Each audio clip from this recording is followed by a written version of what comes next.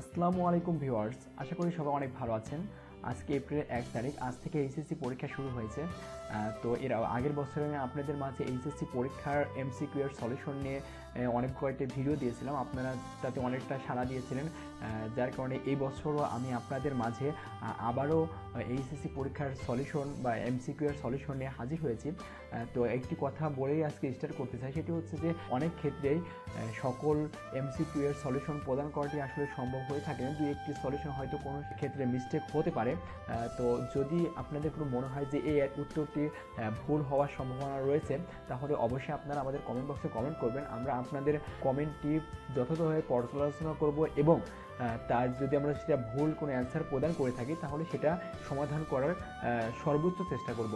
তো বন্ধুরা, আর কথা না বাড়িয়ে চলে যায় আমাদের আজকের ভিডিও টিউটোরিয়ালে। তো আমার কাছে যে প্রশ্নটি রয়েছে সেটি হচ্ছে ঢাকা বোর্ডের প্রশ্ন। তো এখানে প্রশ্নটির অ্যান্সার, প্রথম কোশ্চেনটি হলো, নেপোলিয়ান কোন দ্বীপে মৃত্যুবরণ করেন? উত্তরটি হবে গ, সেন্ট হেলেনা। 2 নম্বর প্রশ্নটি যেটি রয়েছে সেটি হচ্ছে, তিনি কোনো মতে কারো কাছে ঠকবেন না। এখানে তিনি বলতে অপরিচিত গল্পে কাকে বোঝানো হয়েছে? এখানে উত্তরটি হবে ক, মামা। 3, এক সময় কারা অসভ্য বর্বর ছিলেন? উত্তরটি হবে ভারতবাসী। 4, আহ্বান গল্পে বর্ণনাকারীর জন্য বুড়ি চাটাই বোনার কারণ কি? উত্তরটি হবে গ, বর্ণনাকারীর প্রতি বুড়ির সন্তানের স্নেহ। 8 নম্বর যেটি রয়েছে সেটি হচ্ছে, 52 দিনগুলোর রচনায় বঙ্গবন্ধু শেখ মুজিবুর রহমান কাকে তার সহকারীদের খবর দিতে বলেছিলেন? উত্তরটি হবে ক, চায়ের দোকানের মালিককে। তারপর রয়েছে, লভ্য জাদুঘরটি কোথায় অবস্থিত? উত্তরটি হবে খ, মিশর।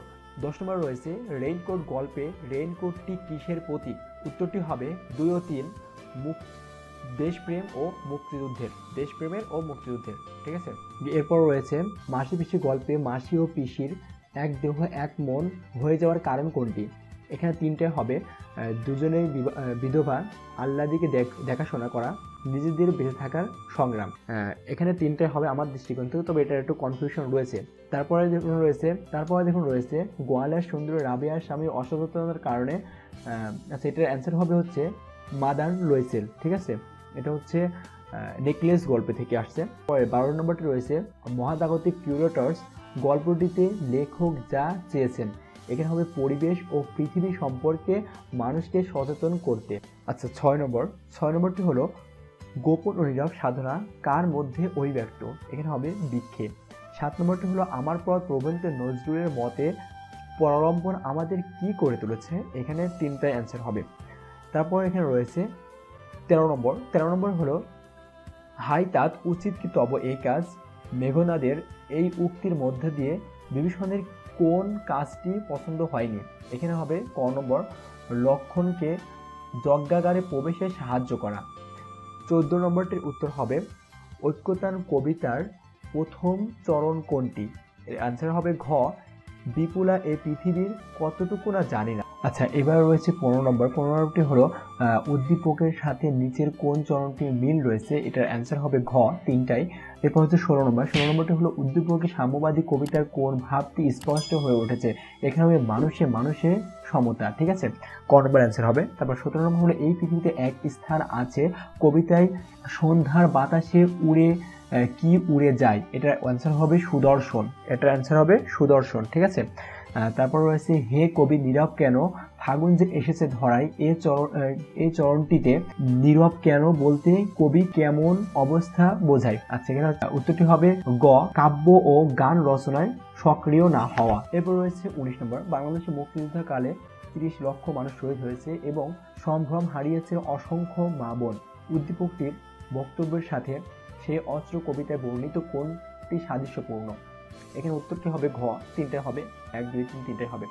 20 নম্বরটি হলো, আমাদের তরুণরাই দেশ ও জাতির চালিকা শক্তি হয়ে দাঁড়াক।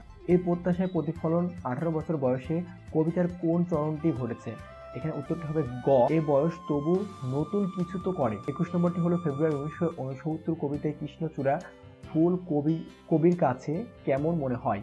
এখানে হবে শহীদদের ঝলকিত রক্তের বুদবুদ। আচ্ছা, এবার রয়েছে হচ্ছে 22 নম্বরটি হলো, তার পিঠে রক্ত দেওয়ার মতো ক্ষত ছিল। এই উক্তিটা কার পিঠের ক্ষতকে নির্দেশ করেছে? এটার মাধ্যমে আসলে নির্দেশ করা হয়েছে কবির পূর্বপুরুষদের পিঠের খ থেকে, অর্থাৎ উত্তরটি হবে ক। 23 নম্বরটি হলো নুরুদ্দিনের কথা মনে পড়ে যায় কবিতায় বর্ণনা করা হয়েছে, উত্তরটি হবে ক, একজন সংগ্রামী মানুষের জীবনের কথা। ঠিক আছে, তারপর রয়েছে হচ্ছে 24 নম্বর আমাকে সেই অস্ত্র ফিরিয়ে দাও। এখানে কোন অস্ত্রের কথা বলা হয়েছে? এখানে বলা হয়েছে ভালোবাসার অস্ত্রের কথা, অর্থাৎ উত্তরটি হবে ক। ইস্ট ইন্ডিয়া কোম্পানির কাশিম বাজার কুঠির প্রধান কে ছিলেন? এটারও উত্তর হবে ক, রবার্ট ক্লাইভ। তারপর একটা উদ্দীপক রয়েছে যে জামিল সাহেব, আচ্ছা এই উদ্দীপকটি তোমরা পড়ে নেও, এটা উত্তর হবে ক, মোহাম্মদী বেগ। তারপর রয়েছে 27 নম্বরটি হলো আমার নালিশ আমার নিজের বিরুদ্ধে।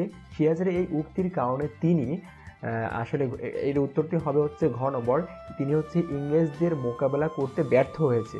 তার এই উক্তিটি যদি তখন তিনি আসলে পর্যালোচনা করতেন তাহলে হয়তো তিনি জয়লাভ করতেন। তারপরে দেখা যাচ্ছে কি যে 28 নম্বর হচ্ছে মোহাম্মদনগরে আগমনের পূর্বে মসজিদ কোথায় ছিলেন? এটা উত্তর হবে খ, গারো পাহাড়ে। তারপর 29 নম্বর হচ্ছে ভেতরে কোধে আগুন জ্বলছে, বাইরে যত ঠান্ডা হোক না কেন। এই উক্তিটি আসলে মসজিদের, তাই উত্তরটি হবে হচ্ছে গ নম্বর, মসজিদের। ওকে, এরপরে সর্বশেষ যেটি রয়েছে সেটি হচ্ছে 30 নম্বরটি হলো জনগণের যারা যোগসম শোকে মহাজন তারে কয়। উদ্দীপকে এবং লালসালু উপন্যাসে মহাজনের বৈশিষ্ট্য কি? এখানেও তিনটে হবে, শোষক, স্বার্থপর, মানবতা বিরোধী। এটারও উত্তর হবে 3 নম্বর। তো বন্ধুরা, আমি চেষ্টা করেছি আসলে যথাযথ সঠিক অ্যান্সার প্রদান করার। তো আমি প্রথমে যেটা বলছিলাম যে আসলে হয়তো 2-1টি অ্যান্সার ভুল হতে পারে, তো যদি কোনো অ্যান্সার আপনাদের কাছে ভুল মনে হয়ে থাকে তাহলে অবশ্যই কমেন্ট করবেন। আর ভিডিওটি ভালো লেগে থাকলে অবশ্যই একটি লাইক দিবেন। আর আমাদের সাথে থাকার জন্য, পরবর্তী MCQ সলিউশন পাওয়ার জন্য অবশ্যই আমাদের চ্যানেলটি সাবস্ক্রাইব করে রাখবেন। তো বন্ধুরা, ভালো থাকুন, সুস্থ থাকুন, সেই কামনায় আজকের মতো এখানেই বিদায় নিচ্ছি। খোদা হাফেজ।